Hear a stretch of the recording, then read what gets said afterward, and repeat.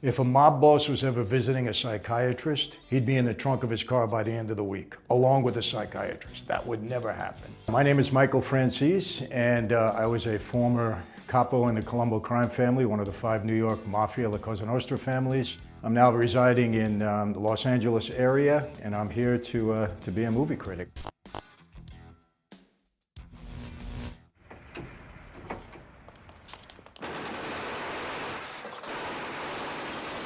This would never happen. First of all, there's too much work involved in this, you know? You got so many guys, and usually mob hits are not done like that. I mean, they're normally done at close range, small caliber guns and shotguns being used. I never saw anything like this before. I know back in the 20s they used machine guns. Tommy guns was the term back then, but to me this scene seems to be unrealistic. Oh, chi sta facendo? Hey, Easter weekend, eh? There was always a guy of that size. In every crew and every family, there was always somebody that big that was around. Italians eat a lot, and some of them get real big. You know, I doubt you'd ever see this many people. The last time something like this occurred was Appalachia, back in New York, when guys from all over the country came in. I think they probably modeled this scene after that. You know, ever since law enforcement invaded that meeting, it never happened again. And that I know for a fact. We're both part of the same hypocrisy. But never think it applies to my family. All right. All right. Some people have to play little games. We infiltrated society at every level, from the guy on the street in the numbers business right up to the White House. And you would never see a politician talk to us like that, because most of them we supported. And I'm wondering if I would have been able to stay calm. Which was the right thing to do. I know it was you, Fredo. This kiss of death, that was a Sicilian thing, I believe, and certainly something that might have happened in Italy. This is a scene that, you know, that became close to me because I have a brother that actually turned informant, testified against my dad, and actually tried to hurt me and went into the witness protection program. Haven't seen him in 10 years. It's very hard to bear, hard to deal with. Since I walked away from that life and basically, you know, violated my oath just by walking away, not that I ever hurt anybody, but just by walking away, contract on my life, the whole bit. Did you ever worry about your family? And my answer is no. We didn't go after law enforcement. We didn't bother anybody's family. That was hands off. In Italy, you know, they go after your family, law enforcement. I mean, you know, there's no rules when it comes to stuff like that. Can you do it with your left hand? Well, I never tried. So you're right. Yeah. I can tell you this scene is not unrealistic because, you know, in a mob-run casino, we certainly wouldn't have tolerated anybody cheating like that. So it could have been this. I mean, he breaks somebody's legs, put him in a hospital. Even though this is Lefty Rosenthal, he wasn't a made member, but he was an associate, but he dressed the part. De Niro and Gotti and, you know, even myself, we dressed up pretty good. Every weekend, I was at weddings and funerals. Half the time I didn't know who died or who was getting married, but we had to go as a matter of respect. So we had to dress up quite a bit. I mean, I probably had 50 suits at that time. Like Raquel Welch's one great piece of ass, forget about it. But then, if you disagree, like a Lincoln is better than a Cadillac, forget about it. And I got to tell you this. This is probably one of the most realistic scenes in all of mob moviedom. You know, it's funny, I'm a speaker now, and every time I say forget about it, which I say by habit, people laugh. You know, this scene made that word famous. It applies to everything. It's just like the sit down. Anytime you had any kind of meeting, it was always at a sit down. We had to sit down and discuss, you know, a life and death matter. We had to sit down just to have dinner. Everything was done at a sit down. You're an entry in my book. That's all. You're just a guy who owes me money. All right. How about this? It's number one, it's the perception that this person is a serious guy that can, you know, maybe hurt you. And that intensifies that look, because I know a lot of times, you know, people said, hey, all you got to do is look at somebody and they get nervous. Travolta, I thought, killed this role. You know, a lot of mob guys, I mean, myself being one of them, got involved in entertainment. Travolta took it to another level, wanting to be a director and whatever it was. We were more or less behind the scenes, you know, financing some of these things, getting to know some of the people, some of the perks involved with it. Really, that was it.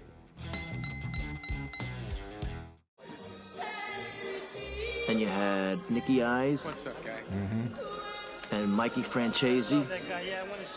Yeah, now, I don't think he really looked like me. I'll be honest with you. I was in the theater. I had just gotten out of prison, and I went to see this with my wife. And after a few minutes, she looked at me and she said, you know, is this really what you guys did? Is that what your life was all about? And I said to her, honey, come on, it's a movie. They make things up, you know, don't pay attention. No sooner do I say that than they introduce my character, and she looks at me and I said, come on, we got to go. And I walked out because I didn't know why they put me in. It was a different crew. It's Frankie the Wop. Freddie No Nose. People say, well, how'd you come up with those nicknames? You know, like there was a guy that we called Chicken Head, and the reason we called him that because he used to shoot the head off of chickens when he was practicing his marksmanship. You know, he had Benny Eggs. Well, why'd you call him Benny Eggs? Well, he liked eggs. He ate them all the time. So we weren't really original with the names. We had Fat Tony Salerno. Why'd you call him Fat Tony? Well, he was fat. What do you mean funny? Funny how? How am I funny? Not just... You know, they made Henry out to be a lot more significant in the life than he really was. He was just a lost soul. He always had a drug problem, alcohol problem. For me, Joe Pesci is the best portrayer of any mob guy. You know, he was around street guys. He knew guys on the street, and he just had it down so perfectly. Hey, put your eyes up. How about this? You know, most of the local police, they didn't bother us. You know, it was really the FBI and, you know, investigative agencies like that, especially the feds. I doubt if anybody, even though he was protecting his son, would ever come right out front like that and look to put people on Front Street, so to speak. Front Street, in other words, you're telling the police that, you know, one of these guys might be guilty of doing something. So you're actually, you know, in mob terms, you're becoming a rat or a snitch, and, you know, you'd pay a price for that. Here's about $30. It's all he's got on him, Michael. Where's the rest? Yeah, where's the rest? Well, I bought a few rounds of drinks over here while I was waiting. You know, this whole shylocking scene, you know, very accurate. Shylocking, loan sharking, you know, basically lending money at usurious rates. And everybody that was in that life was in that business that had any money. You know, he plays these roles good. I think today, you know, the way De Niro's acting, he thinks he really is a mob guy, you know. It's kind of permeated his whole being and his character.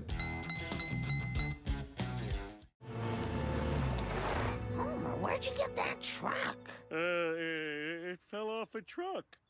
You know, a truck. A lot of things fell off a truck. I mean, that was the expression that we used, whether it be clothing, you know, electronics, cars, whatever. You know, hijacking was a big thing back in the day, no question about it. And there were some guys that were professional hijackers. Today, it's very difficult, but it was a lot easier to change the serial numbers and make a new car out of it, and nobody could really find it, so. Let's get out of here. Come on. You know, I'm a little bit jaded when I look at this film, only because I know that the Sheerhan story is fiction. I mean, he didn't kill Hoffa. I didn't know Jimmy Hoffa personally, but it was during my time.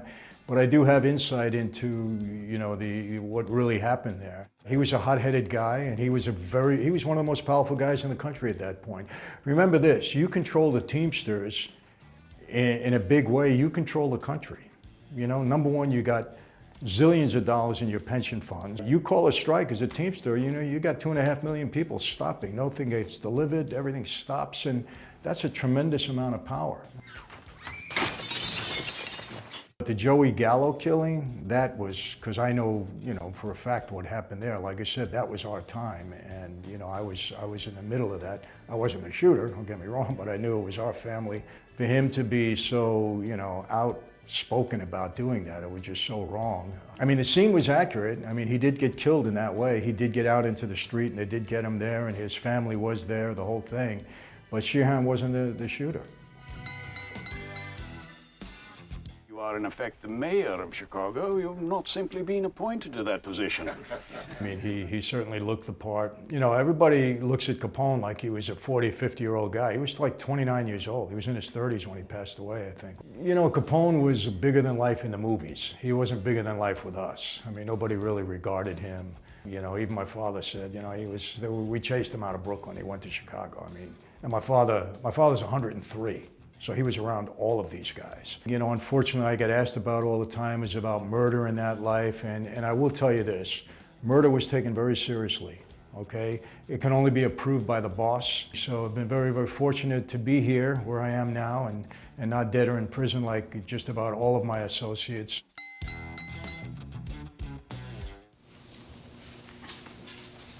If a mob boss was ever visiting a psychiatrist, he'd be in the trunk of his car by the end of the week, along with a psychiatrist. That would never happen. Don't do it! No, don't do it! My arm! There's no way in the world, if a mob boss hit anybody, that guy would come back at him. No way, especially in front of all. If he did, you don't ever raise your hand to a made guy, no matter who you are. You raise your hand to a made guy, you're dead. And so, and they know that. So this is not a realistic scene. So David Chase gets in touch with me through a friend of mine, Jack Gilardi at ICM, and he says, look, I'm doing this series for Fox, and we want you to be involved as a consultant. And I said, you know, I'm on parole and all this stuff. So I turned it down. That's how smart I am, right? The Sopranos. But I always wondered why he contacted me. In my house back in the 60s when it was being built, the government, the FBI, installed a bugging device. They had it in the kitchen of our house, and they picked up a lot of the conversation on a daily basis. And I am telling you that Tony Soprano's mother was so much like my mother. You know, maybe he got the Freedom of Information Act, maybe he did something, but he got a hold of that surveillance tapes, and he patterned that woman on my mother. And I said, I'd tell you, I would almost stake my life on it. I've never had a chance to talk to him about it. One other thing, though. John said he went to a cookout at your house. Yeah. Don doesn't wear shorts. That's not true at all. I mean, I saw, you know, on a hot summer day in Harlem, you know, guys would sit out in front of their social clubs and they'd be in shorts, even the boss. I mean, you know, that's not true. I mean, you go on a boat, you're in shorts. Or maybe somebody told them that, you know, didn't know what they were talking about, but that's not true.